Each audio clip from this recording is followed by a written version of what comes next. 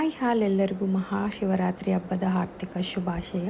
ನಾನು ನೈವೇದ್ಯ ರೆಡಿ ಮಾಡ್ಕೊತಿದ್ದೀನಿ ಪೂಜೆಗೆ. ದ್ರಾಕ್ಷಿ ಗೋಡಂಬಿ ತುಪ್ಪದಲ್ಲಿ ಹುರಿದು ಪಕ್ಕಕ್ಕೆ ಇಟ್ಕೊತಿದ್ದೀನಿ.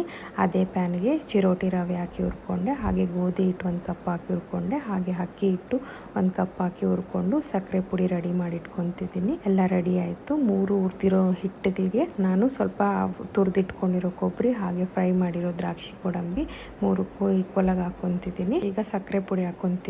ನಾನು 1 ಕಪ್ ಹಿಟ್ಟಿಗೆ ಅರ್ಧ ಕಪ್ ಅಷ್ಟು ಸಕ್ಕರೆ ಪುಡಿ ಹಾಕ್ಕೊತಿದ್ದೀನಿ. ನಾನು ಆಲ್ರೆಡಿ ಮೆಜರ್ ಮಾಡಿ ಇಟ್ಕೊಂಡೆ, ಅದು 3 ಸ್ಪೂನ್ಸ್ ಆಗುತ್ತೆ. ಅದಕ್ಕೆ ನಾನು ಈಕ್ವಲ್ ಆಗಿ 3 ಸ್ಪೂನ್ಸ್ ಹಾಕಿ ಇದು ರವೆ ಉಂಡೆಗೆ ಕಲಸಿಟ್ಕೊಂಡೆ.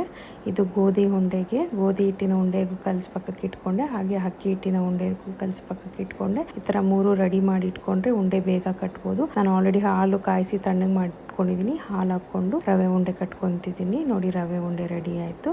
ಗೋಧಿ ಹಿಟ್ಟಿನ ಉಂಡೆನೂ ಕಟ್ಕೊತಿದ್ದೀನಿ. ನೋಡಿ, ಗೋಧಿ ಹಿಟ್ಟಿನ ಉಂಡೆನೂ ರೆಡಿ ಆಯಿತು. ನೆಕ್ಸ್ಟು ಅಕ್ಕಿ ಹಿಟ್ಟಿನ ಉಂಡೆ.